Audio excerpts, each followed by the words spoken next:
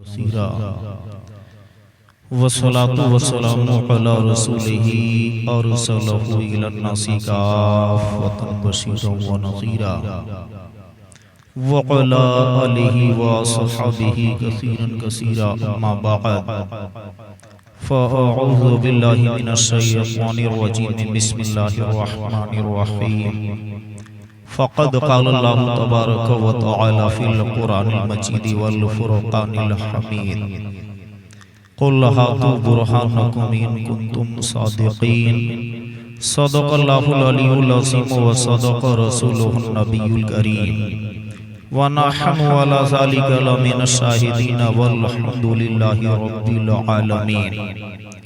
कुछ अरसों मारूज से बेशतर हम और आप मिलकर नबी करीम रऊफ़ुर रहीम रहमतुल लिल आलमीन सल्लल्लाहु अलैहि व आलिहि वसल्लम की बारगाहे बेकस पनाह में मोहब्बत व अक़ीदत से दुरूद व सलाम का नजराना पेश करें।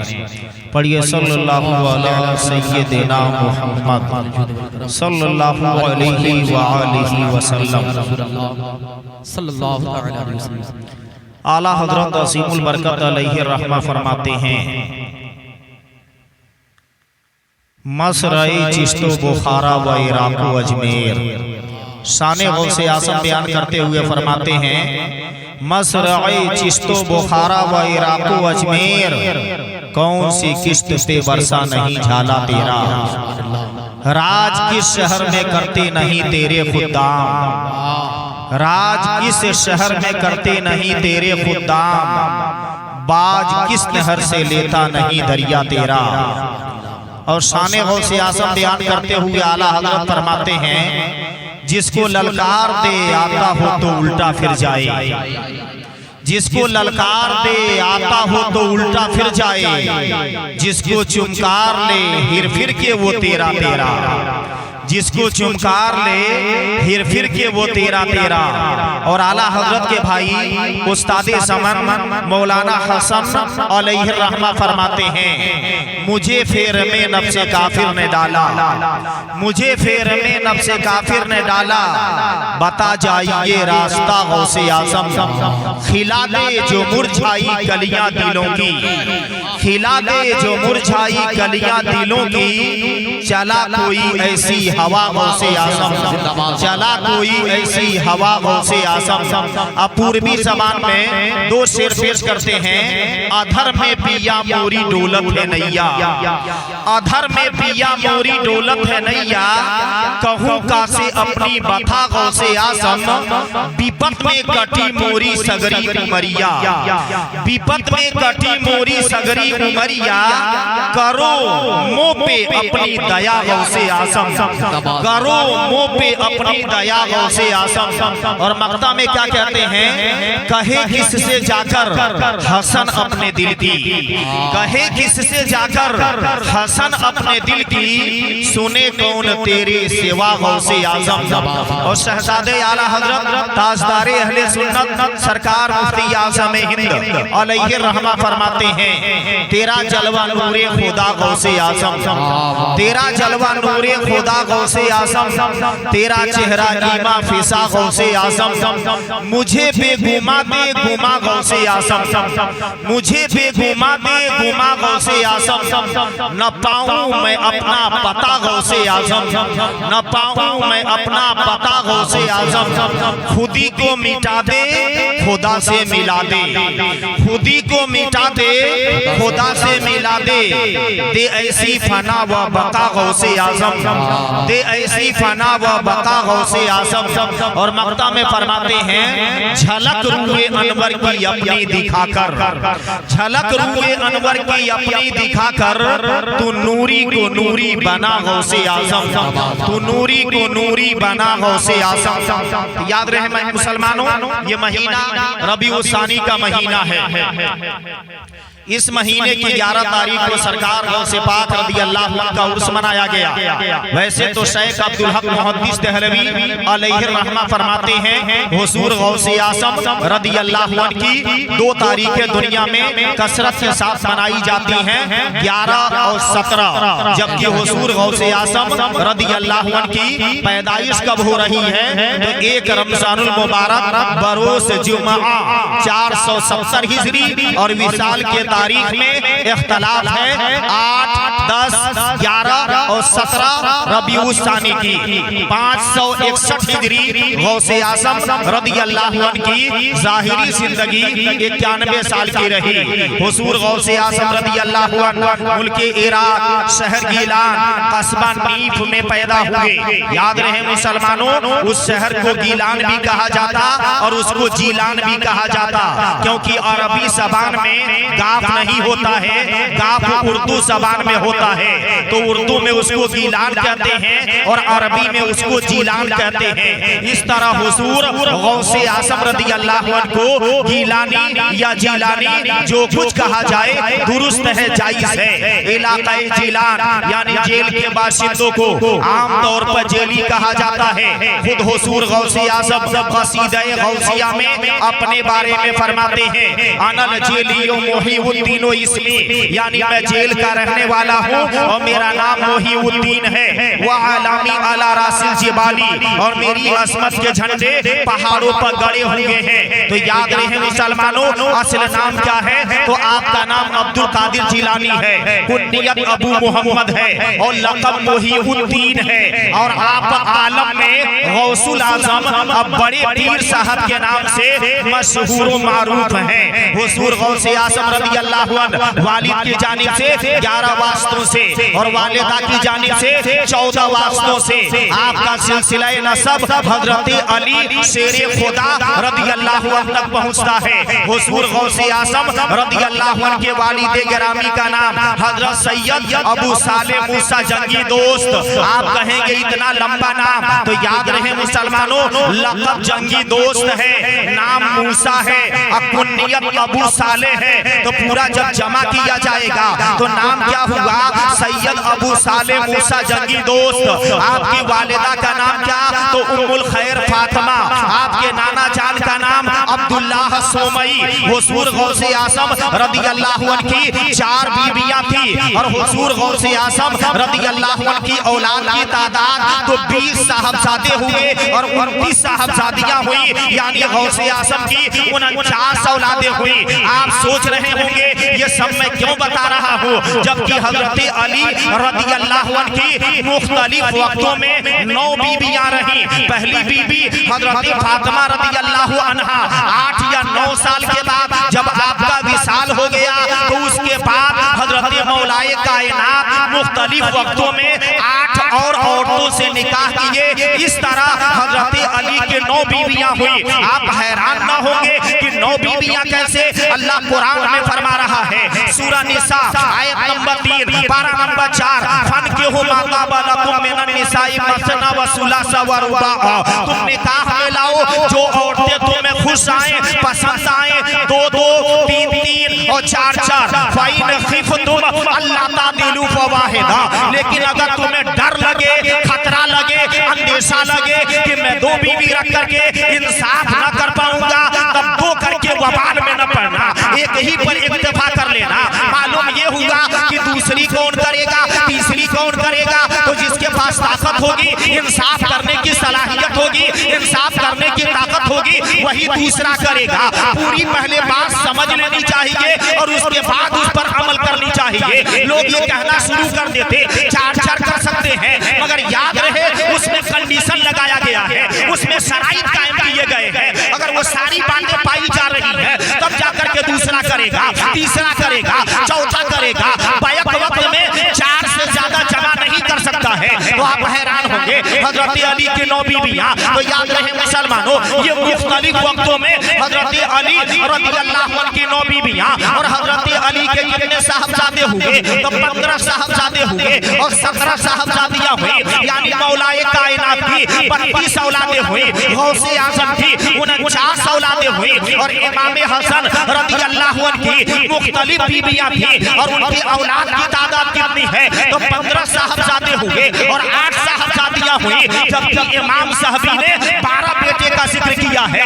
इस तरह इमाम हसन रज़ियल्लाहु अन्हु की 20 या 23 औलादे हुई। अब मैं बताना चाहूंगा, हम और आप हैं 2-4 बच्चों को बहाना बना करके नमाज को तर्क कर देते हैं। हम और आप हैं 2-4 बच्चों को बहाना बना करके मस्जिद को वीरान कर देते हैं। हम और आप हैं 2-4 बच्चों को बहाना बनाकर इबादत को तर्क कर दिया करते हैं। लेकिन गौसे आज़म की 4 बीवियां हैं, 49 औलादे हैं, हजारों साल का जमाना गुजर गया, लेकिन आज भी उनकी इबादत का चर्चा किया जा रहा है, उनकी इबादत का जिक्र किया जा रहा है, हजरत अली की इबादत का जिक्र किया जा रहा है, इमाम हसन की इबादत का जिक्र किया जा रहा है। मालूम ये हुआ मुसलमानों, हम 2-4 बच्चों को बहाना बना करके नमाज को छोड़ नहीं सकते हैं और नमाज किसी कंडीशन में माफ नहीं है। बंदा अगर मर्ग बिस्तर पे लेट रहा है तो एहसास से नमाज पढ़ेगा, मगर नमाज माफ नहीं। जिंदाबाद जिंदाबाद अल्लाह या रसूल अल्लाह,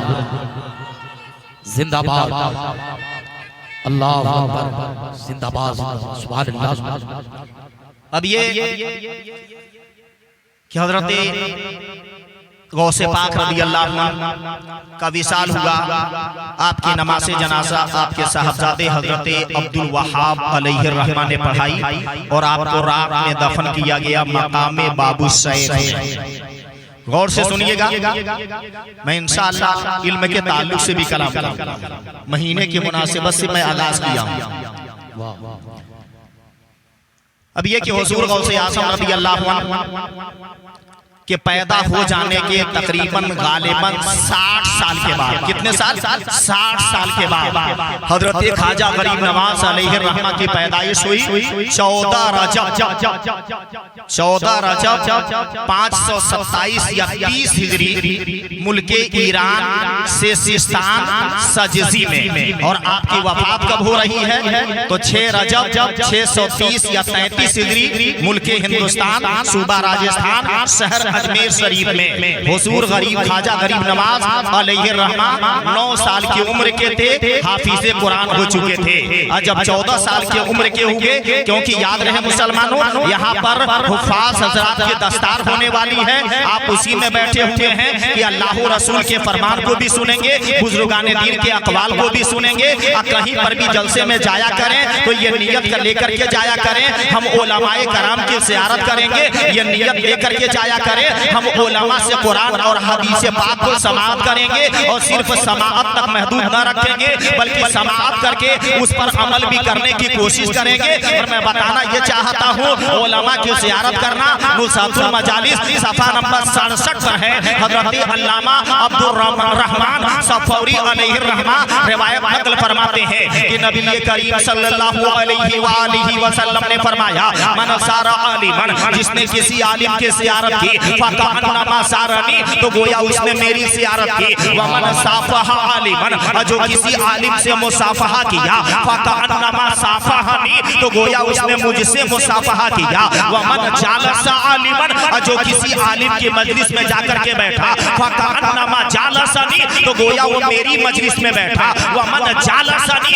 जो मेरी मजलिस में बैठेगा, अजलसहुल्लाहु यौमल क़ियामति फिल जन्नह, अल्लाह ताला उसको रोज़े क़यामत जन्नत में बैठाएगा। ये उलमा का मकाम है। तो याद रहे मुसलमानों, आप सिर्फ मसा के लिए जलसों में ना आया करें, बल्कि ये नियत लेकर के आया करें, हम जा तो रहे हैं लेकिन उलमाए कराम से कुरान और हदीस को समाअत करेंगे, बुजुर्गाने दीन के अक़वाल को समाअत करेंगे और सिर्फ समाअत तक महदूद न रखेंगे, बल्कि समाअत करके उस पर अमल भी करने की कोशिश करेंगे। और मैं बताना चाहता हूँ मुसलमानों, आलिम वो होता है जो खुद रोशन होता है और अपने इल्म से आलम को रोशन कर देता है। जिन लोगों ने अपने बच्चे को हाफिज़े कुरान बनाया है, तो याद रहे मुसलमानों, ये कमाल की बात है, ये बड़ी अच्छी बात है। मगर मैं एक बात जरूर बताना चाहूंगा, याद रहे अमीर बन जाना कमाल नहीं है, आलिम बन जाना कमाल नहीं है, हाफिज बन जाना कमाल नहीं है, हुस्न वाला बन जाना कमाल नहीं है। मैं बताना चाहूंगा, हाफिज बन करके हिफ्ज को बचा लेना ये कमाल है,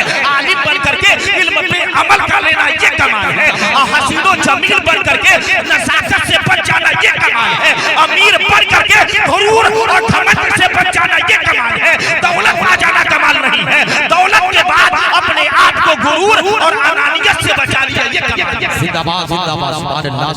बहुत सारे अमीर आए बर्बाद हो गए। क्या कारून अमीर नहीं था? फिरौन अमीर नहीं था? ये सबके सब अमीर थे, लेकिन सबके सब तबाह बर्बाद हो गए, जलीलो खार हो गए। तो आप उलमा के पास जाएं तो ये नियत बना करके जाएं कि हम जा रहे हैं उलमा की ज़ियारत करने के लिए, और वो उलमाए कराम क्या है, तो ये अंबियाए कराम की विरासत इनको मिली। दुरूद शरीफ पढ़े, बात को आगे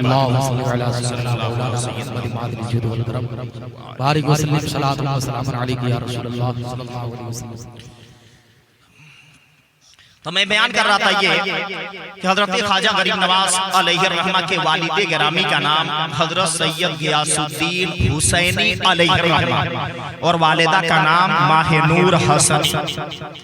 हजरत ख्वाजा गरीब नवाज 9 साल की उम्र के थे, हाफिज़े कुरान बन चुके थे, और 14 साल की उम्र के हुए आलिम बन गए। और जब 15 साल की उम्र के हुए तो आपके वालिद गिरामी का इंतकाल हो गया। तरका में हिस्से में आपको बात और पंचक्की मिली। हुजूर ख्वाजा गरीब नवाज उसी बाग में सिंचाई कर रहे थे। तफसीली बहस में जाना मकसद नहीं है, जब तक कि उस बाग में हजरत इब्राहिम मजसूब तशरीफ लाए। हजरत ख्वाजा गरीब नवाज दौड़े हुए गए, अंगूर का एक खोसा तोड़े और लाकर हजरत के सामने पेश कर दिया। हजरत इब्राहिम मजसूब रहमा बजाय अंगूर खाने के गरीब नवाज के चेहरे की तरफ देख रहे हैं। गरीब नवाज ने कहा, आप अंगूर क्यों नहीं खाते, आप मुझे ही देखे जा रहे हैं। तो इब्राहिम मजसूब ने कहा था कि बेटा मैं देख रहा हूँ तो बाग की सिंचाई कर रहा है, लेकिन तुझे अल्लाह ने बाग सींचने के लिए नहीं पैदा किया है, बल्कि तू अपने इल्मो हुनर से आलम को सैराब कर देगा। अब उसके बाद इब्राहिम मजसूब क्या किए, उनको कुछ खिलाए। गरीब नवाज फरमाते हैं, खाते ही दिल की दुनिया बदल गई। अब गरीब नवाज सारा मालो दौलत गरीबों में बांट दिए और उस्माने हारूनी की खिदमत में पहुंचे और उनके साथ 20 साल तक रहे।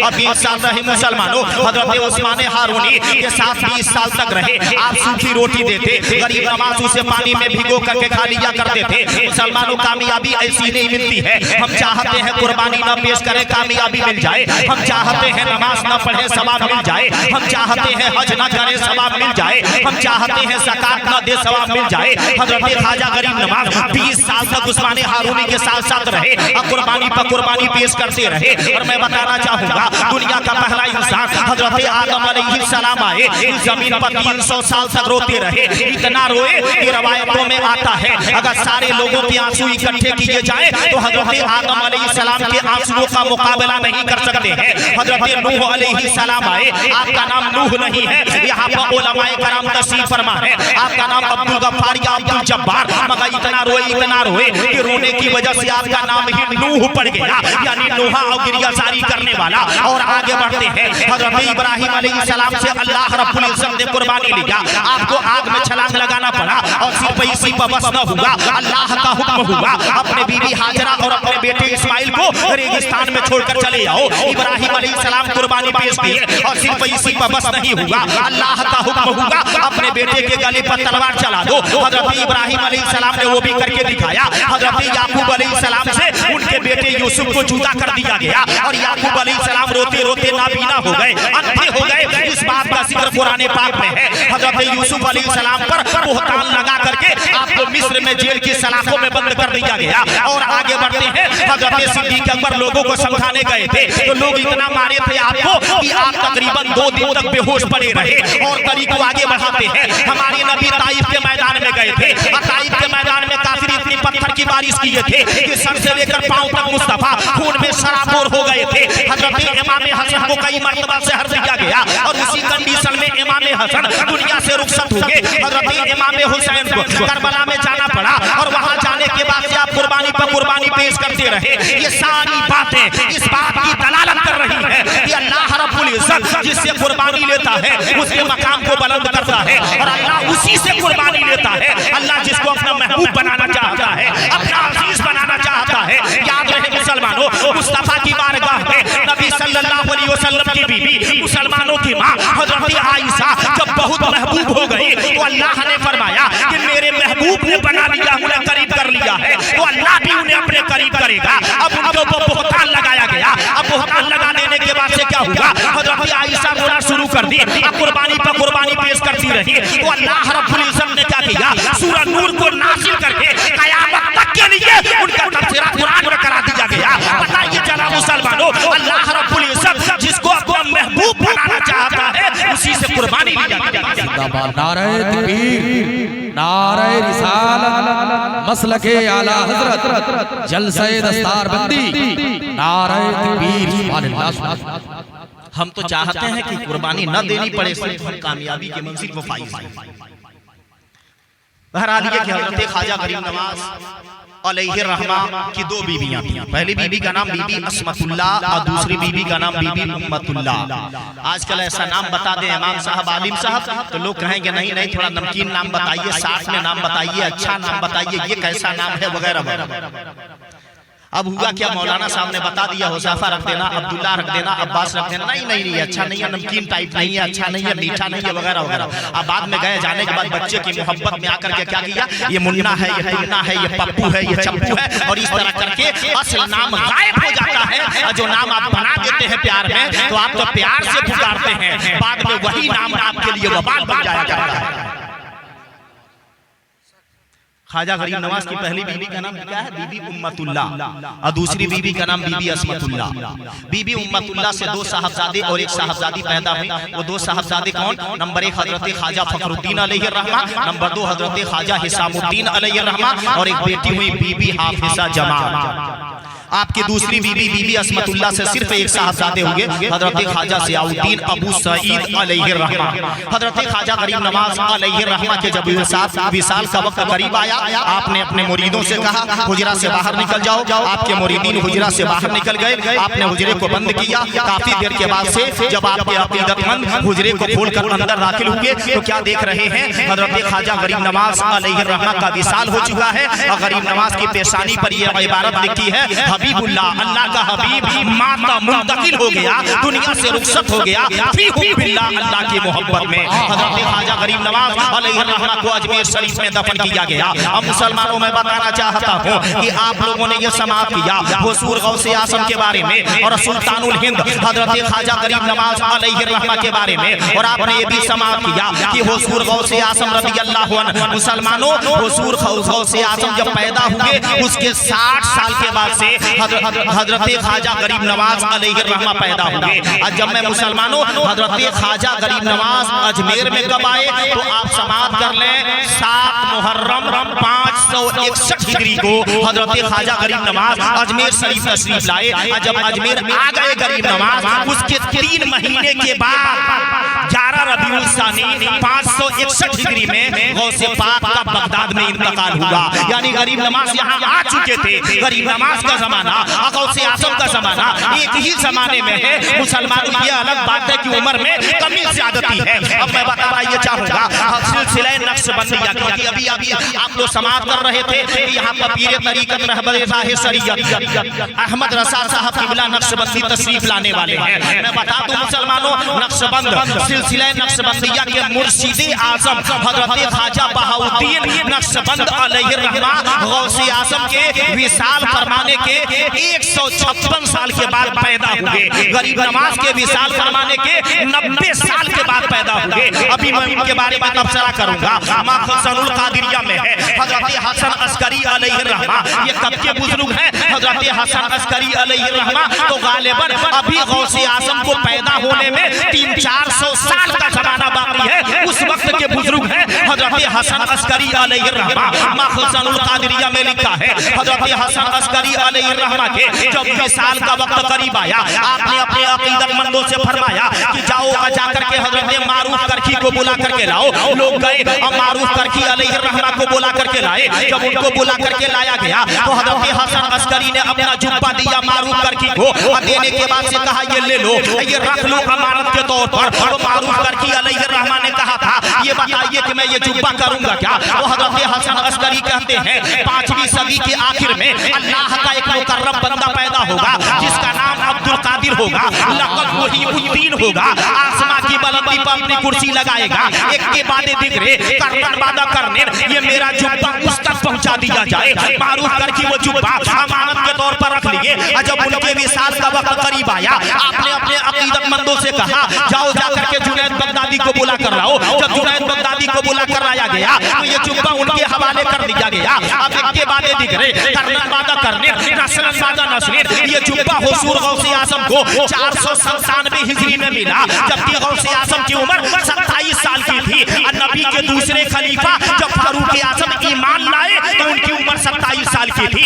जब गौसे आजम को जुब्बा मिला तो गौसे आजम की उम्र 27 साल की थी। अब मैं बताना चाहूंगा, अब याद रहे मुसलमानों, तफरीहुल खातिर में है हजरत हसन बसरी अलैहिर्रहमान फरमाते हैं कि जितने भी गौसे आजम से पहले औलिया अल्लाह आए सबके सब ये बताते रहे, लोगों को खबरदार करते रहे कि अब्दुल कादिर जिलानी आएंगे, गौसुल आजम आएंगे, बड़े पीर साहब आएंगे। जैसे कि मुस्तफा, जैसे कि मुसलमानों हमारे नबी के आने से पहले अंबियाए कराम बताते रहे कि मुस्तफा आएंगे। जैसे कि मैं मिसाल के तौर पर मैं 2 दलीलें पेश कर दूं। हमारे नबी सल्लल्लाहु अलैहि वसल्लम को अभी दुनिया में आने में 5000 बरस का जमाना बाकी है। मुस्तफा के पैदा होने से 5000 बरस पहले एक नबी आए जिनका नाम हजरत इब्राहिम अलैहिस्सलाम, और इब्राहिम अलैहिस्सलाम अल्लाह की बारगाह में दुआ किए। उस दुआ का जिक्र कुरान पाक में है, सूरह बकरा आयत नंबर 128 29 पारा नंबर 1, व मिन ज़ुर्रिय्यतिना उम्मतन मुस्लिमतन लक।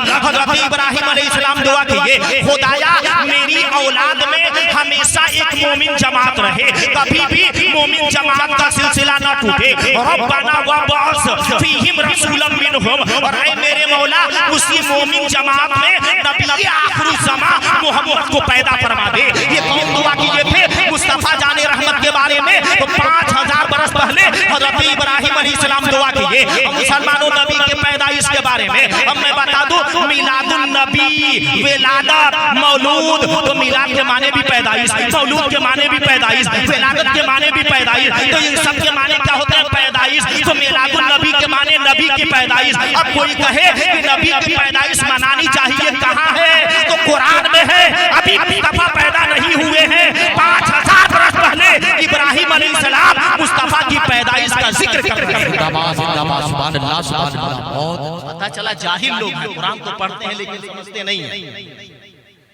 और इस तरह करने वाले याद रहे मुसलमान, जो जिन लोगों ने भी कुरान को पढ़ा, कुरान में चोरी किया, अल्लाह रब्बुल इज्जत ने उनको जलील और रुस्वा किया। जरा आप आईना उठा करके सही से देखने की कोशिश तो करें, दौरे हाजिर में भी देखें। जो लोग कुरान पढ़े चरबज़बानी से बोलते रहे, कुरान में चोरी किए, अल्लाह रब्बुल इज्जत ने उनको रुस्वा किया, बेआबरू किया, नंगा किया। एक तो बेचारा भाग गया, उसे बुलाया जा रहा, आजा सफाई बयान करने आने को तैयार नहीं है। अजीब बहादुर लोग हैं मुसलमानों। लेकिन इसी हिंदुस्तान की सरजमीन पर मुसलमानों मुफ्ती आजम ने नसबंदी के खिलाफ फतवा दिया था, हुकूमत दबाना गई थी, फतवा वापस कर लीजिए। तो आपने कहा ये बताओ फतवा पर किसका मोहर है? अगर मुस्तफा रसा का है, तो अगर मुस्तफा रसा का मोहर है तो जरूरत पड़ी तो हुकूमत बदल दी जाएगी। मुफ्ती आजम का फतवा नहीं बदलेगा। तो दुनिया ने देखा था हुकूमत बदल दी गई थी, लेकिन आपका फतवा बाकी रहा। नारे तकबीर, नारे रिसालत, मसलके आला हज़रत सरकार मुफ्ती आज़म हिंद, नारे तकबीर, जिंदाबाद। तो बताइए मुस्तफा अभी पैदा नहीं हुए हैं, 5000 वर्ष पहले मुस्तफा की मिलाद पढ़ी जा रही है। ये तो पहले जान ले, पहली बात तो ये समझने की कोशिश करें, मिलाद के माने ही होते हैं पैदाइश। पैदाइश का जिक्र करना, तबसरा करना, चर्चा करना। नबी सल्लल्लाहु अलैहि वसल्लम के पैदा होने से तकरीबन 571 साल पहले हजरत ईसा अलैहिस्सलाम, वो क्या कहते हैं कुरान पाक में, सूरह सफ आयत नंबर 6 पारा नंबर 28, व मुबश्शिरम बिरसूल याती, मैं तुम्हें ऐसे रसूल की खुशखबरी दे रहा हूं, मिन बाद इस्मुहु अहमद, जो मेरे बाद ही तशरीफ लाएंगे, उनका नाम अहमद है। नाम तक बता दो। तो अब बताइए मिलाद कहते किसे? मैं बता दिया हूं, मिलाद के माने ही होते हैं पैदाइश। तो इब्राहिम अलैहिस्सलाम भी मुस्तफा की मिलाद पढ़ रहे हैं, ईसा अलैहिस्सलाम भी मुस्तफा की मिलाद पढ़े, कुरान से साबित है। अब कोई कहे क्या इस तरह सहाबा ने किया क्या? तो याद रहे मुसलमानों, मैं कहूं कि जो जिस तरह आज जलसे होते हैं इस तरह सहाबा जलसा किए क्या? इस तरह माइक लगा करके, टेंट लगा करके, लाइट लगा करके कुमकुम में, तो कुछ जमाने का तकाजा होता है। असल चीज साबित हो गई तो जमाने के तकाजे के मुताबिक उसे कर लिया जाएगा। असली चीज जब साबित हो गई। अब मुसलमान अब कहा जाए कि उस वक्त नहीं थे मीनारे, तो सारे मीनारों को तोड़ दिया जाए, अपने बेगाने सब बनाते हैं, ये सब बाद में बनाए गए। अब कोई कहने लगे सहाबा, तो याद रहे मुसलमानों, अगर किसी चीज का सराहतन सहाबा का न करना साबित हो कि सहाबा नहीं करते थे, तो पहली बात तो ये कि मैं कहूंगा कलम कापी लेकर के इस बात को तहरीर फरमाओ कि जो काम सहाबा ने नहीं किया है वो काम करना हराम है। बात को समझिएगा, सहाबा ने जो किया है उनकी पैरवी करना, उनकी बातों पे अमल करना अच्छी बात है, मगर क्या ये है कि वो जो काम उन्होंने नहीं किया वो करना हराम है? तो जब ऐसा नहीं है तो काहे को फतवा लगाए फिर रहे हैं? फिर ये कि नबी खुद अपनी मिलाद पढ़ रहा है। मिसका जिल्द सानी सफा नंबर 513, रावी हजरत इरबाज बिन सारिया, पूरी हदीस ना पढ़ूंगा, हुजूर अलैहिस्सलाम क्या फरमाते हैं? दावतो इब्राहिम, मैं इब्राहिम की दुआ हूं जो मेरी पैदाइश से 5000 बरस पहले के लिए थे, वह बशारत तो ईसा, और मैं ईसा की बशारत हूं जो मेरी पैदाइश से 571 साल पहले किए थे। वह रुइया उम्मी अल्लती रात ही न बतातनी, और मैं अपनी अम्मी का ख्वाब हूं जो उन्होंने मेरी पैदाइश के वक्त देखा था। वक़द खरजा लहा नूरा, अब मेरी मां से एक नूर ज़ाहिर हुआ था। अदाला मिनहु सुरूर शाम, ऐसी चमक पैदा हुई मेरी पैदाइश पर कि मेरी मां अपने हुजरे से मुल्के शाम को देखी। जिंदाबाद जिंदाबाद, सुभान अल्लाह सुभान अल्लाह। बहुत मुस्तफा खुद अपनी मिलाद पढ़ रहे हैं। बात को समझिए। अब ये कि मिलाद में क्या माइक को लगा देना क्या नाजायज है क्या? पहली बात तो ये कि सराहतन कुरान हदीस से किसी का जब हराम होना साबित न हो तो आपको या हमको किसी को हक नहीं बनता है कि उस पर एतराज।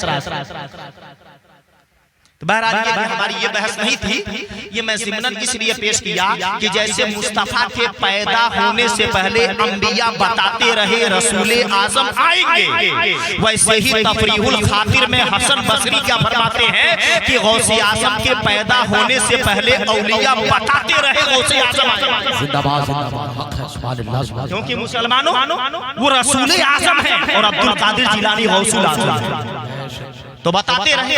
और आगे बढ़ते हैं असरारुल मानी में हज़रत अबू अब्दुल्ला अली अलैहि रहमा वास फरमा रहे थे, तकरीर कर रहे थे। आपने फरमाया कि लोगों आगाह हो जाओ, मुल्क इराक में अल्लाह का एक मुकर्रम बंदा आएगा जिसका नाम अब्दुल कादिर होगा, लक़ब मुहीउद्दीन होगा, आसमां की बुलंदी पर अपनी कुर्सी लगाएगा। और आगे बढ़ते हैं असकारुल अबरार में है कि हुजूर गौसे आज़म के पैदा होने से तकरीबन 32 साल पहले हज़रत अबू बकर हवार अलैहि रहमा वास फरमा रहे थे। और आपने कहा कि लोगों आगाह हो जाओ, सिर्फ 32 साल का जमाना बाकी रह गया है, अब्दुल कादिर जिलानी आएंगे, उनका ऐसा मकाम, ये मकाम वगैरह वगैरह। और आगे बढ़ते हैं तफरीहुल खातिर फी मुनाक़िब शेख अब्दुल कादिर में मुहीउद्दीन अरबली ने मुकाशिफात जुनैदिया के हवाले से लिखा है। हज़रत जुनैद बगदादी अलैहि रहमा है, जुमा का खुतबा दे रहे हैं, अचानक आपके कल्बे मुबारक पर तजल्लियात इलाही का वरूद हुआ और आप आलम कस्म में मुस्तगरक हो गए। और आपने फरमाया कदमुहु अला रक़बती बिगैरी जुहूद, उसका कदम मेरी गर्दन पे है बिना किसी इनकार के। अब मुसलमानों जब नमाज से फारिग हुए, बाद में मुरीदों ने आपसे सवाल किया था, ऐ जुनैद बगदादी अलैहि रहमा, वो अल्लाह का कौन मुकर्रम बंदा होगा, कौन अजीज बंदा होगा, अपना कदम आपके गर्दन पे रखेगा? तो हज़रत जुनैद बगदादी कहते हैं कि ऐ लोगों, मुझे मालूम हुआ है कि 2 सदी के बाद, 200 साल के बाद अल्लाह का एक मुकर्रम बंदा आएगा जिसका नाम अब्दुल कादिर लक़ब मुहीउद्दीन, और एक दिन क्या करेगा तो बगदाद की जामा मस्जिद में खड़ा होकर के ऐलान करेगा कि मेरा ये कदम तमाम वलियों के गर्दन पर है, ऐ मेरे मुरीदों गवाह हो जाओ, अभी से मैंने अपने सर को झुका दिया है। जिंदाबाद जिंदाबाद, सुभान अल्लाह सुभान अल्लाह। गौसे आज़म रज़ियल्लाहु। और आगे बढ़ते हैं अब्दुल्ला, अब तक तो बताते रहे, आगे बढ़ सुनिए। अब्दुल्ला तमीमी बयान करते, मैंने अपनी आंखों से देखा कि वो दिन आ गया कि गौसे आज़म बगदाद की जामा मस्जिद के मेंबर पर खड़े हैं और 2000 गालिबन औलिया अल्लाह आपकी मजलिस में मौजूद हैं। और गौसे आज़म क्या कहते हैं, बहजतुल असरार सफा नंबर 15, क़दमी हाज़िही अला रक़बति कुल्लि वलिय्यिल्लाह। गौसे आज़म ने ऐलान किया कि मेरा ये कदम तमाम वलियों के गर्दन पर है। जब गौसे आज़म ने ऐलान किया तो जितने भी वली थे आपकी मजलिस में सबके सब अपने अपने सरों को खम कर दिए, झुका दिए। हज़रत शेख अली बिन हेदी अलैहि रहमा अपनी जगह से उठे और गौसे आज़म के करीब पहुंचे और रियली तौर से गौसे आज़म का कदम पकड़ के अपने कंधे पर रख दिया और रख करके कहा, वाकई अल्लाह ने आपको वो मकाम अता किया है। रिवायतों में आता है कि जब गौसे आज़म ने ऐलान किया कि मेरा ये कदम तमाम वलियों के गर्दन पर है, तो रिवायतों में ये आता है गौसे आज़म के इस ऐलान को रूहे ज़मीन पर जितने भी औलिया अल्लाह थे सबकी समानता खुदा ने पहुंचा दिया। जो वली जहां था वहीं पर अपने सर को झुका दिया था। अब सवाल ये पैदा होता है, उस वक्त ख्वाजा गरीब नवाज कहाँ थे, सुल्तानुल हिंद कहाँ थे? तो हज़रत ख्वाजा गरीब नवाज अलैहि रहमा गज़नी के पहाड़ों में इबादत कर रहे थे। पांच जगह लिखा है खुरासान के पहाड़ों में आप इबादत इलाही कर रहे थे। जैसे गौसे आज़म ने यह ऐलान किया कि मेरा यह कदम तमाम वलियों के गर्दन पर है, तो हज़रत ख्वाजा गरीब नवाज अपने सर को इस कदर झुकाए कि पेशानी ज़मीन को छूने लगी। और गरीब नवाज ने जवाब दिया था, ला बल अला ऐनी वरासी, नहीं नहीं ऐ अब्दुल कादिर, आपका कदम मेरी गर्दन पर नहीं है बल्कि मेरी आंखों पर है और मेरे सर पर है। सुभान अल्लाह, सुभान अल्लाह।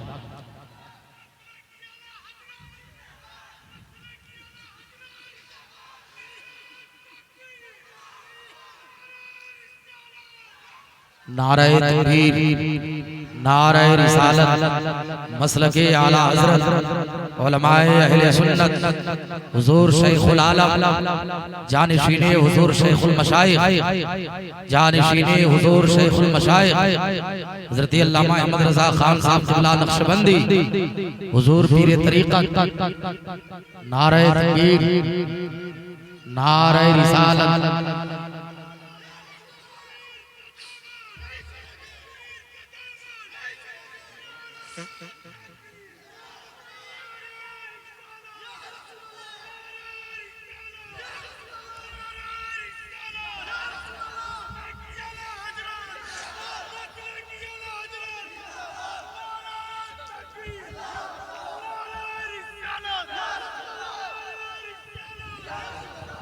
नारे तकबीर, नारे रिसालत, हुज़ूर पीर तरीक़त, हुज़ूर शैखुल आलम, जानिशीने हुज़ूर शैखुल मशाइख़, जानिशीने हुज़ूर शैखुल मशाइख़, हुज़ूर सैयदी सरकार अहमद रज़ा खान साहब क़िबला। नारे तकबीर, नारे रिसालत, उलमाए अहले सुन्नत, जलसे दस्तार बंदी, नारे तकबीर, नारे रिसालत।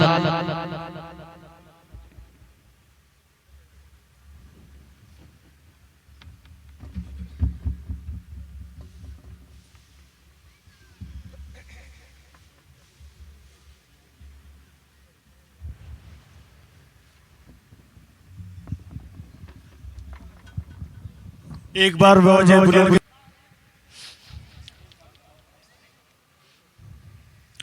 आप लोगों से गुजारिश है कि आप लोग अदब के साथ अपनी अपनी जगह लेकर के बैठ जाएं। मिंबर रसूल पर देख रहे हैं सिलसिला नक्शबंदिया की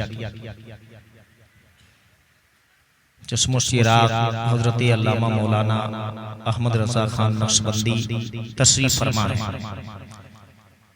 और मेरी बहस यहीं तक पहुंची थी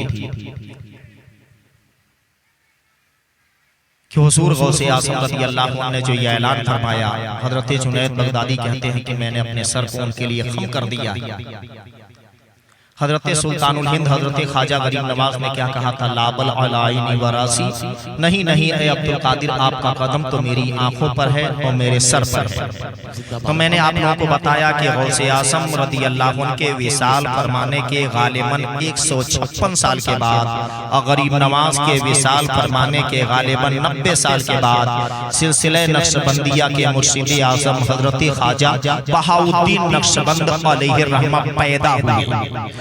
जब ये पैदा हुए तो इनके अकीदतमंदों ने सवाल किया था कि हुजूर गौसे आज़म के कदम के बारे में आप क्या कहते हैं। तो जवाब क्या मिला कि गौसे आजम के कदम के बारे में मैं वही जुमला अदा कर रहा हूँ जो सुल्तानुल हिंद ने अदा किया है कि मैंने गौसे आजम के लिए अपनी आंखों को बिछा दिया है।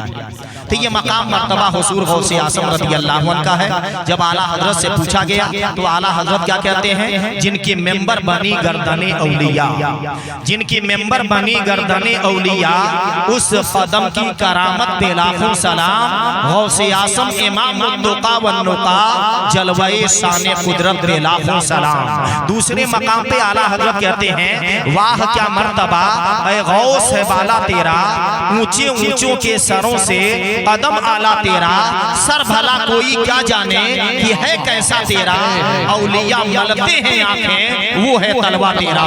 जब आला हजरत के भाई उस्तादे समन मौलाना हसन से पूछा गया, आप क्या कहते हैं गौसे आजम के कदम के बारे में, तो मौलाना हसन फरमाते हैं, वहां सर झुकाते हैं सब ऊंचे ऊंचे, वहां सर झुकाते हैं सब ऊंचे ऊंचे, जहां है तेरा नक्श पा गौसे आजम, जहां है तेरा नक्श पा गौसे आजम।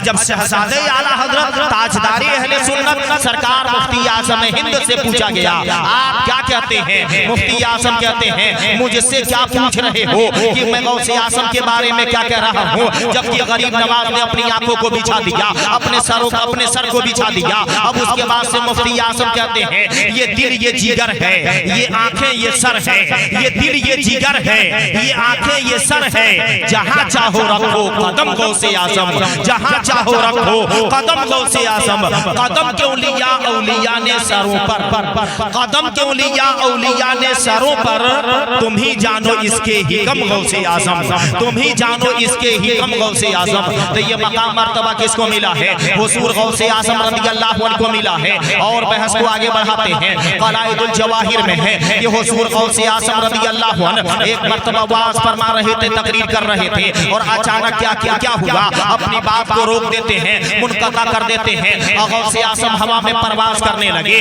जब आप हवा में परवाज करने लगे, लोगों की निगाहें जहां तक काम की लोग देखते रहे, फिर कुछ देर के बाद से हवा में परवाज करते हुए आए। बाद में लोगों ने हुजूर गौसे आजम से पूछा था कि हुजूर गौसे आजम अब कहां हवा में परवाज करते हुए गए थे, तो गौसे आजम रज़ी अल्लाह अन्हु जवाब देते हैं, मैं तकरीर कर रहा था, मैं लोगों को समझा रहा था, जब तक कि मेरी नजर पड़ी हज़रत खिज़र अलैहिस्सलाम हवा में परवाज करते हुए जा रहे हैं, तो मैंने ख्याल किया कि जो हवा में परवाज करते हुए जा रहा है ये इसराइली है और मैं मुहम्मदी हूँ। तो मैंने कहा लगा परवाज कितना लगाता है, और फिर मैं भी परवाज लगाने लगा और हज़रत खिज़र के पास पहुंचा, और जाने के बाद से उनसे मैंने कहा कि वापस चलिए, मैं तकरीर कर रहा हूँ, मेरी तकरीर सुन लीजिएगा, उसके बाद आपको जहाँ जाना है वहाँ जाइएगा। तो मैं खिज़र अलैहिस्सलाम को बुला करके लाया और मेरी तकरीर सुन लिए, और उसके बाद से वो जहाँ जा रहे थे वहाँ रवाना हुए। तो मुसलमानों में बताना चाहूँगा, क्या मकाम गौसे आजम का है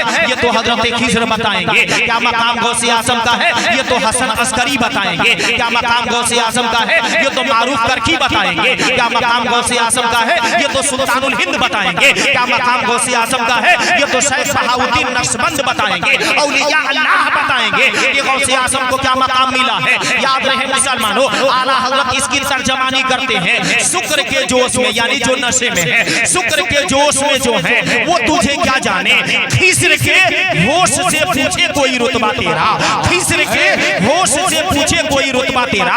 ये मकाम मर्तबा किसको मिला है, तो हुजूर गौसे आजम रज़ी अल्लाह अन्हु को मिला है। और बहस को आगे बढ़ाते हैं, बहजतुल असरार सफ़ा नंबर 99 पर है, गौसे आजम फरमाते हैं, लो इनका सफर और तो मुरीदी बिल मशरिक़ी व अना बिल मग़रिबी ला सतरतुहा। गौसे आजम ने फरमाया इसका मफ़हूम ये बनता है, अगर मैं दुनिया के एक सिरे पर रहूं और मेरा चाहने वाला दुनिया के दूसरे सिरे पर हो, और पहाड़ की बुलंदी से गिर रहा हो, गौसे आजम फरमाते हैं, सच्चे दिल से मुझे पुकारो, तुम जमीन पर बाद में पहुंचोगे, मैं पहले तुम्हारे पास चला आऊंगा और तुम्हारी इमदाद करूंगा, तुम्हारी मदद करूंगा। अब यहाँ सुनने सुनने के बाद से मुसलमानों बहुत सारे लोग बदहवास हो जाया करते हैं और कहते हैं कि दुनिया के एक सिरे पर गौसे आजम है और उनका चाहने वाला दुनिया के दूसरे सिरे पर है, तो कैसे गौसे आजम मदद करेंगे? जबकि मुसलमानों कुरान पाक से ये साबित है, क्योंकि गौसे आजम ने मुर्दों को जिंदा किया, बहुत सारे औलिया अल्लाह ने मुर्दों को जिंदा किया।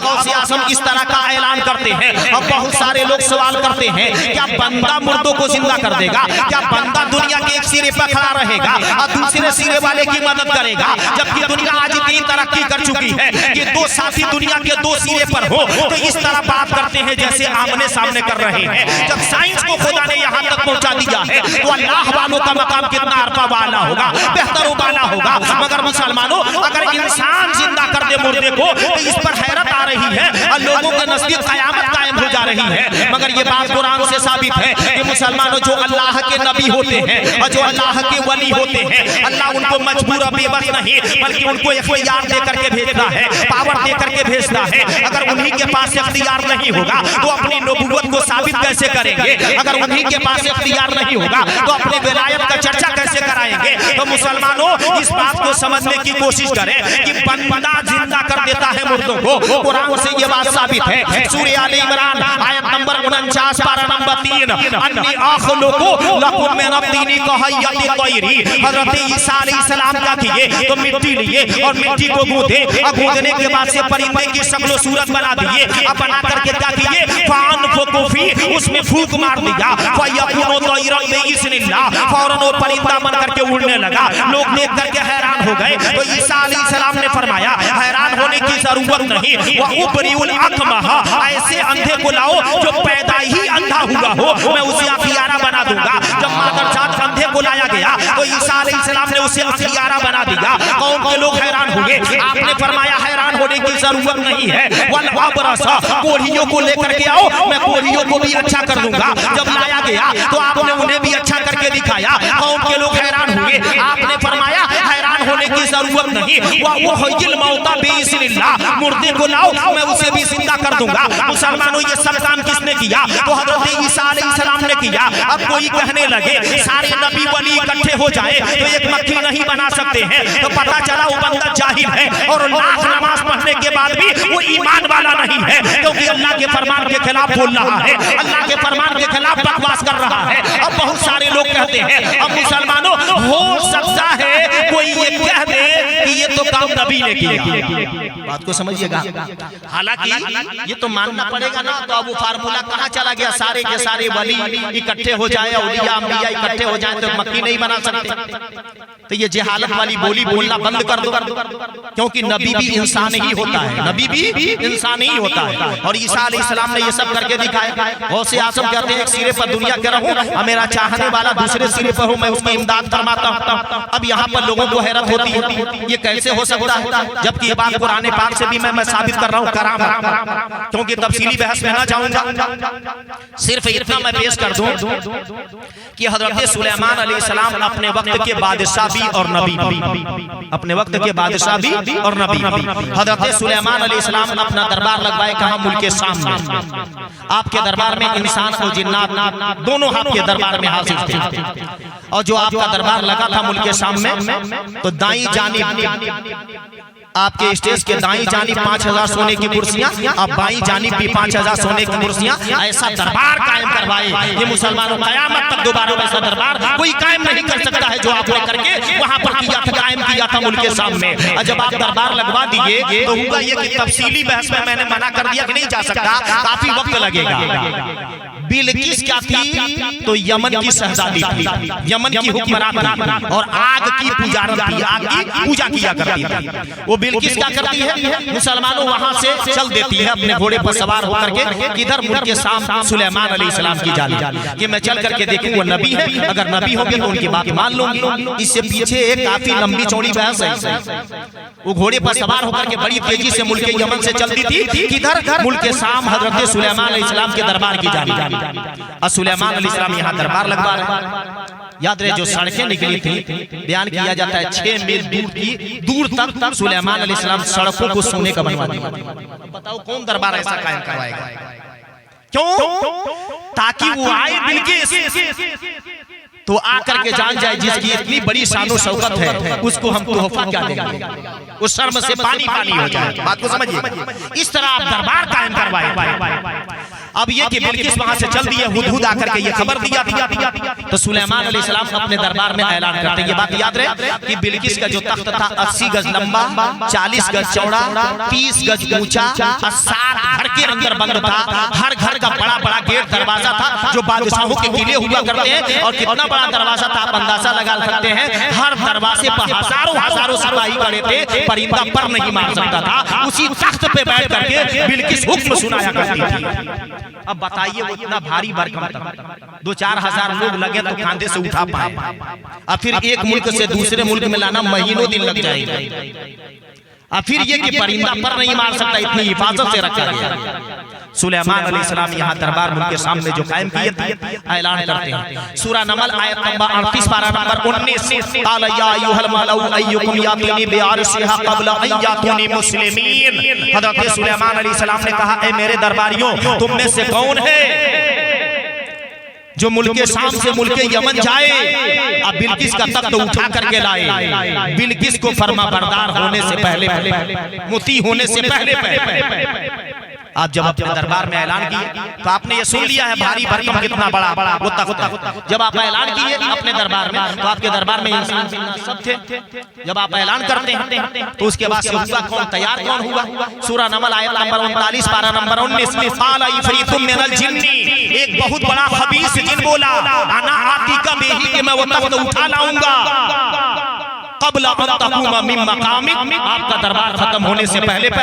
सुलेमान अलैहिस्सलाम का दरबार सुबह में लगता था और दोपहर में खत्म हो जाया करता था। यानी उस जिन के कहने का मकसद ये था 2-4 घंटे में मैं बिल्किस का तख्त मुल्क यमन से मुल्क शाम आपके दरबार में हाजिर कर दूंगा। कितना बड़ा है इससे बहस नहीं, कितनी हिफाजत है इससे बहस नहीं, आप मेरे सिर में छोड़ दीजिए। आपका दरबार बाद में खत्म होगा, मैं तख्त पहले ला दूंगा।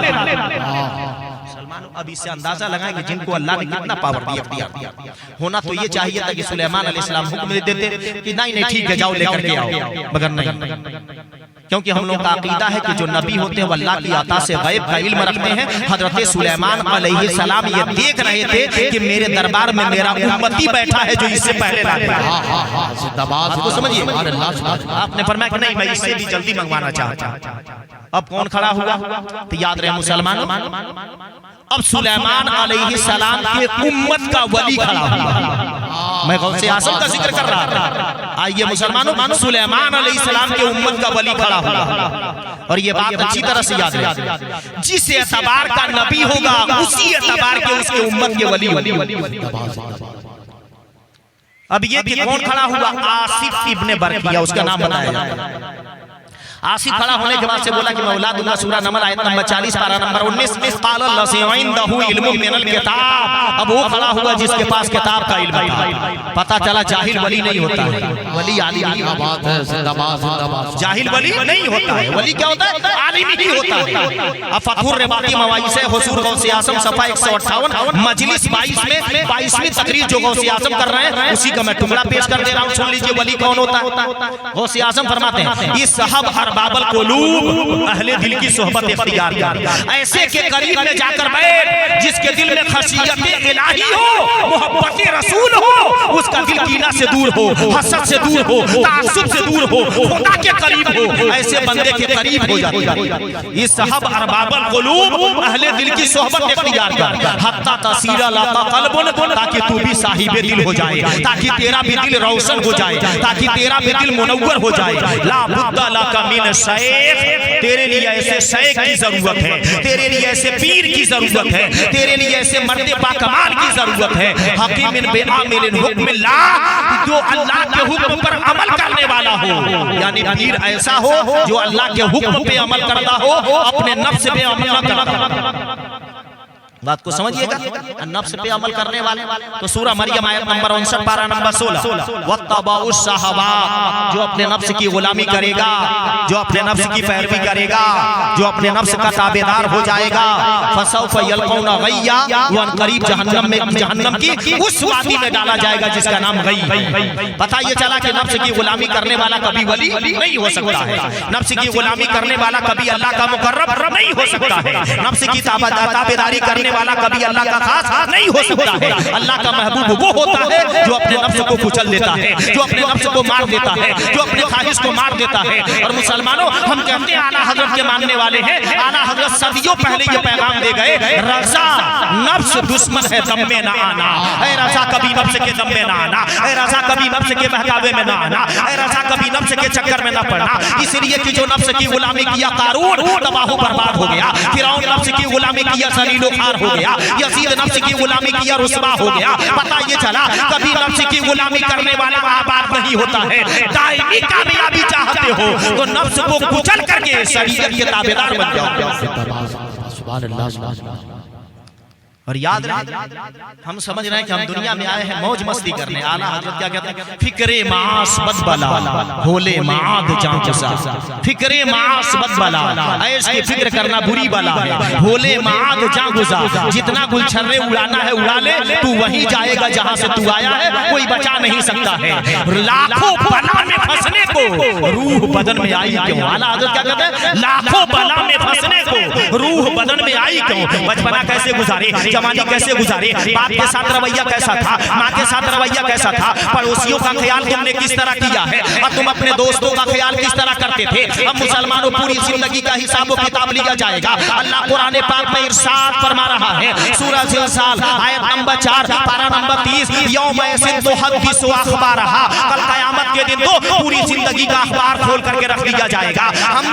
हम लोग समझ रहे हैं कि हम रात की तारीकी में छुप करके जुल्म कर रहे हैं, हम बच जाएंगे, हम रिश्वत खा रहे हैं, हम बच जाएंगे, हम दगाबाजी कर रहे हैं, हम बच जाएंगे, हम ज़िना कर रहे हैं, हम बच जाएंगे। याद रहे मुसलमानों, तुम्हारे ऊपर 2 फरिश्तों को मुकर्रर कर दिया गया है, हर वक्त तुम्हारे अमल को लिख रहे हैं। अब मुसलमानों, मैं लगे हाथ ये भी बता दूं, अब ये कि जब बंदे का इंतकाल हो जाता है तो दोनों फरिश्ते चले कहाँ जाते हैं? तो अगर बंदा ईमान वाला है, अब बंदा ईमान पे मरा है, तो दोनों फरिश्ते अपनी बारगाह में अरीसा पेश करते हैं, ऐ मेरे बंदा, ऐ मेरे मौला, जिस बंदे पर हमको मुकर्रर किया गया था वो तो बंदा दुनिया में रहा नहीं, अब तो दुनिया से रुखसत हो गया। ऐ खुदा, तू हमें हुक्म दे दे तो आसमानों में चले आए। तो अल्लाह रब्बुल इज्जत फरमाता है, आसमानों में तुम्हारी जरूरत नहीं, जमीन पर तुम्हारी जरूरत नहीं। फिर फरिश्ते कहते हम जाएं तो कहाँ जाएं? तो अल्लाह रब्बुल इज्जत फरमाता है, ये बताओ जिसका इंतकाल हो गया, जिसके साथ तुम रहा करते थे, वो ईमान पे मरा है कि बेईमान मरा है? तो फरिश्ते कहते वो ईमान पे मरा है,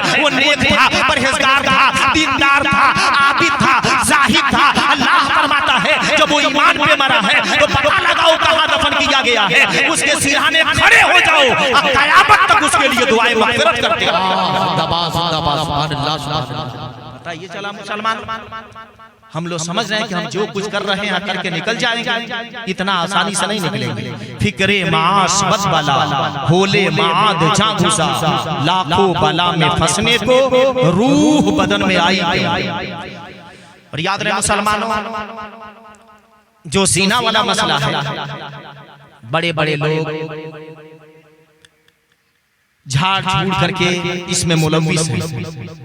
ये ऐसी नहूसत है, ऐसी बर्बादी। हदीस पाक एक सुन लीजिए, मिशकात शरीफ जिल्द सानी सफ़ा नंबर 411, बाबू हिफ्ज़िल लिसानी वल ग़ीबती व शर, फ़स्ल अव्वल हदीस नंबर 1, सतर नंबर 9, 10, 11, मिशकात में 5699 नंबर की हदीस पाक है। यह हदीस बुखारी में भी है। वहाँ सहल इब्न साद क़ाल, हज़रत सहल बिन साद रज़ियल्लाहु अन्हु से रिवायत है, क़ाल रसूलुल्लाह सल्लल्लाहु अलैहि वसल्लम, नबी करीम सल्लल्लाहु अलैहि व आलिहि वसल्लम ने फरमाया, मैं यदमनु ली कि जो शख्स मुझे जमानत देगा, गौर से सुनिएगा, हुजूर अलैहिस्सलाम क्या फरमाते हैं, मैं यदमनु ली, कि जो शख्स मुझे जमानत देगा किस चीज की, तो मा बैना लिहयैहि व मा बैना रिजलैहि, जो दोनों जबड़ों के बीच में है और जो दोनों टांगों के बीच में है। नबी फरमाते हैं जो अपनी ज़बान और अपनी शर्मगाह की मुझे जमानत देगा, अदमनु लहुल जन्नह, मैं उसे जन्नत की जमानत देता हूँ। गोया की निगाहे नबुवत ये देख रही थी आने वाले वक्त में अगर सबसे ज्यादा जुल्म किया जाएगा तो या तो ज़बान से या तो शर्मगाह से। अब बंदा ज़िना करके आ रहा हो और रास्ते में कोई मिल जाए, अब पूछे भाई कहाँ से आ रहे हो, तो बताइए ये तो कहेगा नहीं ज़िना करके आ रहा हो, फौरन झूठ बोलेगा। बताइए चला एक से जुल्म किया दूसरे को भी जुल्म में मुलविस कर लिया। अब मुस्तफा क्या फरमाते हैं, जो अपनी ज़बान और अपनी शर्मगाह की मुझे जमानत देगा, अदमनु लहुल जन्नह, मैं उसे जन्नत की जमानत देता हूं। सुभान अल्लाह। अब ये कि मुसलमान, तो मैं बताना ये चाहूंगा कि बंदा सारी बुराइयों से किनारा का इख्तियार कर लेगा कब, जब उसके दिल में खुदा का खौफ होगा। हमेशा ये तसव्वुर बना करके रखेगा कि मेरा रब मुझे देख रहा है, खालिके कायनात मुझे देख रहा है। एक जगह मैं पढ़ा मुसलमानों, उस जगह कि आला हज़रत अलैहि रहमा की उम्र गालिबन 6 साल या 8 साल की थी, तो आप रोजा रख लिए थे, और रोजा रख लिया। अब 6 साल के बच्चा या 8 साल का बच्चा रोजा रख लिए थे, गर्मी का मौसम था। आपके वालिदे गिरामी देखे कि जोहर के बाद से चेहरे का रंग बिल्कुल गिर चुका है, तो आला हज़रत अलैहि रहमा के वालिदे गिरामी कमरे के अंदर ले गए, चारों तरफ से कमरा बंद कर दिए, बिल्कुल अंधेरा हो गया। अपने जेब से एक सेब निकाल करके बोले बेटा खा लो, कोई नहीं देख रहा है और मैं किसी से नहीं बताऊंगा कि तुमने रोजा तोड़ दिया है या सेब खा लिए, तुम्हारा रोजा बाकी रहेगा। तो आला हज़रत 6 साल की उम्र में क्या जवाब देते हैं, तो आप जवाब देते हैं मेरे अब्बू जान वही तो देख रहा है जिसके लिए मैं रोजा रख रहा हूं। तो जब बंदे के दिल में खुदा का खौफ आ जाएगा तो जुल्म नहीं करेगा, रिश्वत नहीं खाएगा, ज़िना नहीं करेगा, अय्याशी नहीं करेगा। हमारे दिल से खुदा का खौफ निकल चुका है। और फिर मैं बताना चाहता हूँ कि जब बंदा एक बार ज़िना करता, 2 बार ज़िना करता, बार बार जब ज़िना करता है तो उसका दिल स्याह हो जाता है। जब मुकम्मल दिल स्याह हो जाता है तो उसके बाद जुल्म पे जुल्म करता है, एहसास बाकी नहीं रहता। अब मुस्तफा फरमाते हैं जब एहसास खत्म हो जाए तो जान जाना ज़मीर मर चुका है। एहसास खत्म हो जाए तो जान जाना ज़मीर मर चुका है, कुछ बचा नहीं। तुम अपने आप पर रोना, क्योंकि हम लोग जाते हैं उलमाए कराम की तकरीर सुनते हैं, कुरान को सुनते हैं, अहादीस करीमा बुजुर्गान दीन के अखबार को सुनते हैं, लेकिन हमारे दिल पे असर नहीं करता है। फिर मैं बता दूं मुसलमानों, मिशकात में यह हदीस से बात है, हुजूर अलैहिस्सलाम फरमाते हैं तुम कैसे जानोगे कि हमारा ईमान बाकी है या खत्म हो चुका है। तो मुसलमानों, हुजूर अलैहिस्सलाम क्या फरमाते हैं, जब तुम नेकी करो और तुम्हारे दिल को खुशी मिले तो जान जाना अभी ईमान बाकी है। और जब तुम बुराई करो और तुम्हारे दिल को तकलीफ पहुंचे, तुम्हें रंज हो, मलाल हो, तब भी जान जाना कि ईमान बाकी है। और जब ये एहसास खत्म हो जाए तो किसी मुफ्ती से पूछने ना जाना, घर बैठे बैठे जान लेना कि अब कोई खैरियत बाकी, सब कुछ खत्म हो चुका। तो याद रहे जब बार बार आदमी हराम खाता, आइए हराम खाने पर हदीस से बात सुन लीजिए। आप लोग घबरा नहीं ना रहे हैं, हाँ? क्योंकि अभी तकरीबन 1 घंटा हुआ है, अभी 1.5 घंटा बाकी है। आप लोग घबराइएगा नहीं। दुरूद शरीफ सल्लल्लाहु अलैहि सय्यदना मुहम्मद सल्लल्लाहु अलैहि व आलिहि वसल्लम। अब फिर याद रहे मुसलमानों, आप लोग देख रहे हैं मेंबरे रसूल पर पीरे तरीकत रहबदे राह शरीयत भी तशरीफ फरमा है। बड़े बड़े उलमाए कराम की आप लोगों को ज़ियारत मिल हो रही है। हमें बताया उलमाए कराम के ताल्लुक से, तो आइए उस बात को रोक करके उलमाए कराम के बारे में एक हदीस से बात सुन लीजिए। मिशकात शरीफ जिल्द सानी सफ़ा नंबर 549। वान उस्मान इब्न अफ़्फ़ान क़ाल, हज़रत उस्मान इब्न अफ़्फ़ान रज़ियल्लाहु अन्हु से रवायत है, क़ाल रसूलुल्लाह सल्लल्लाहु अलैहि वसल्लम, नबी करीम सल्लल्लाहु अलैहि व आलिहि वसल्लम ने फरमाया, यशफ़अु यौमल क़ियामति सलासा, कल क़यामत के दिन 3 किस्म के हज़रात शफ़ाअत करेंगे। 3 किस्म के लोग शफ़ाअत करेंगे। पहले नंबर पर अल अंबियाउ, अंबियाए कराम, दूसरे नंबर पर सुम्मल उलमाउ, फिर उलमाए कराम, तीसरे नंबर पर सुम्मत शुहदा शुहदाओ फिर शुहदाए कराम। अंबिया भी शफाअत करेंगे, उलमा भी शफाअत करेंगे, शुहदा भी शफाअत करेंगे। पहले नंबर पर अंबिया को रखा गया, दूसरे पर उलमा को रखा गया, तीसरे पर शुहदा को रखा गया। शुहदा पर उलमा को मुकद्दम कर दिया गया। क्यों किया गया? तो बहारे शरीयत में है, कल कयामत के दिन उलमा की स्याही और शहीद के खून दोनों का वजन किया जाएगा। तो उलमा की स्याही शहीद के खून पे गालिब आ जाएगी। क्यों गालिब आ जाएगी? तो शहीद होने वाला अपने आप की कुर्बानी पेश करके कामयाब हो गया है, लेकिन उलमाए कराम कलम चला करके किताब लिख करके हजारों गुमराहों को राह रास्त पर लाए हैं। इसीलिए उलमा का मकाम शुहदा से अफजल कर दिया गया है। तो पहले नंबर पर अंबिया, दूसरे नंबर पर उलमा और तीसरे नंबर पर शुहदा। और एक और बात समाप्त कर ले कि मुसलमानों, अंबियाए कराम की विरासत शुहदा को नहीं दी गई है, उलमा को दी गई है। इसीलिए अंबिया के बाद उलमा ही का जिक्र किया गया। तो पहले नंबर पर अंबिया है और तीसरे नंबर पर शुहदा है, अब बीच में उलमा है। तो उलमा को बीचों बीच में क्यों रखा गया? तो इसलिए उलमा को बीचों बीच में रखा गया कि उलमा ही अंबिया की शान बताते हैं और उलमा ही शुहदा की फजीलत बताते हैं। इसीलिए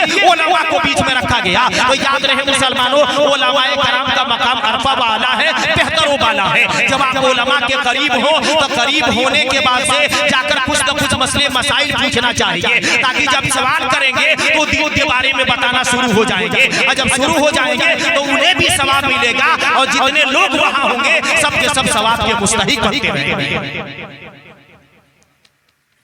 दुरूद शरीफ सल्लल्लाहु अलैहि सय्यदना मुहम्मद सल्लल्लाहु अलैहि वसल्लम।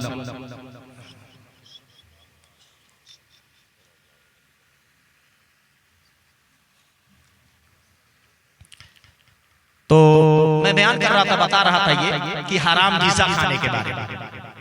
तो मिशकात शरीफ जिल्द अव्वल सफ़ा नंबर 243 हदीस नंबर 2667 हजरत सिद्दीक़ अकबर इस हदीस के रावी हुजूर अलैहिस्सलाम फरमाते हैं, ला यदखुलुल जन्नत, कि वो लोग जन्नत में, ला यदखुलुल जन्नत जसद, कि वो जिस्म जन्नत में दाखिल नहीं होगा, वो जिस्म जन्नत में दाखिल नहीं होगा।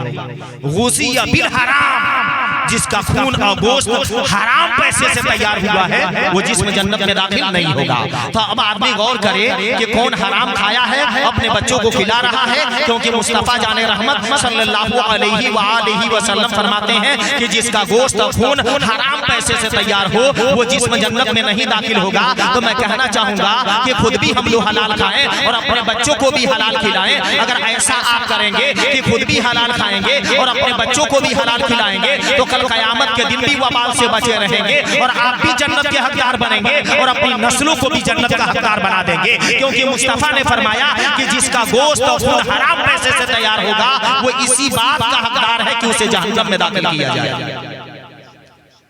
जहाँ तक ये कि मुसलमानों, हुजूर गौसे आज़म महीने की मुनासिबत से तो हुजूर गौसे आज़म रज़ियल्लाहु अन्हु फरमाते हैं, अब चलते चलाते ये कि गौसे आज़म के नाम से हम फातिहा दिलाते हैं, न्याज दिलाते हैं, वगैरह वगैरह, कुरान खानी सब करना बेहतर है, अच्छी बात है। मगर गौसे आज़म का फतवा क्या है कि जो नमाज न पढ़े अगर वो मर जाए तो उसकी नमाज जनासा भी न पढ़ना, न मुसलमानों के कब्रिस्तान में दफन करना। इतना सख्त फतवा, याद रहे मुसलमानों, हम्बली मसलब से। और इमाम शाफी फरमाते हैं जो नमाज न पढ़े, अगर इस्लामी हुकूमत हो तो बादशाह पर जरूरी है कि वो बेनमाजियों को खड़ा करा करके उनके सर को कलम कर दे। इमाम शाफी का ये फतवा है। मुसलमानों, हजरत फरीदुद्दीन अलैहि रहमा फरमाते हैं जो मुतवातिर नमाज छोड़ने का आदी हो जाता है, इस बात का डर है कि मौत बाद में आएगी, ईमान पहले ही छीन लिया जाएगा। हजरत वहाब बिन मुनब्बह फरमाते हैं कि जो नमाज नहीं पढ़ता, अल्लाह की बंदगी, अल्लाह की इबादत नहीं करता, मरने से पहले उसको इतनी शिद्दत की प्यास लगेगी कि उसको समंदर पिला दिया जाए, पेट तो फट जाएगा लेकिन प्यास नहीं जाएगी। और सबको जाना है, हम जहां से आए हैं वहां रब की बारगाह में जाना है। याद रहे मुसलमानों, हमें चाहिए कि हम बुजुर्गाने दीन के फरमान को भी पढ़ा करें, उनके फतवे को भी पढ़ा करें और उनके नाम पर नियाज फातिहा कराएं। ये अच्छी बात है, मोहब्बत है, अकीदत है। मगर याद रहे साथ साथ ये कि अगर उनके फरमान अकवाल को पढ़े पढ़ेंगे और उनमें से चंद बातों पर भी अमल कर लेंगे तो इंशाअल्लाह अल्लाह अपने प्यारों के सदके में हमारा भी बेड़ा पार कर देगा। तो मैं कहना ये चाहूंगा कि बुजुर्गाने दीन के नाम से ये जो नियाज, फातिहा, कुरान खानी सारी बातें दुरुस्त हैं। और फिर ये कि मैं कहना चाहूंगा हमारी माँ बहनें जो मज़ारों पे जाया करती हैं तो मेहरबानी करके मज़ारों पे न जाया करें।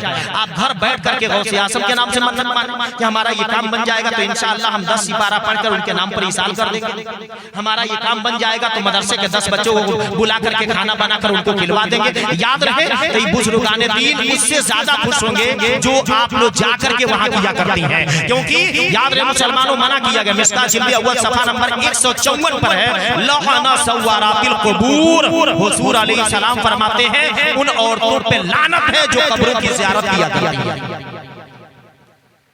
तो बहरहाल ये मेरा वक्त तो पूरा हो गया, मैं अपने वक्त से आगे बढ़ रहा हूं तो मैं अपनी बात को इसी पे खत्म कर रहा हूं कि जो कुछ मैंने बयान किया, समझाया, बताया, कोई भी गलती या लफ्ज़ हो गई तो अल्लाह अपने प्यारों के सदक़े में हम सब की गलतियों को मुआफ़ फरमाए और अल्लाह रब्बुल इज़्ज़त हम सब लोगों से हमारी जिंदगी में वो काम जरूर ले ले जिससे कि कल क़यामत के दिन हम सबका बेड़ा पार हो जाए। अस्तग़फिरुल्लाह रब्बी मिन कुल्लि ज़ंबिन।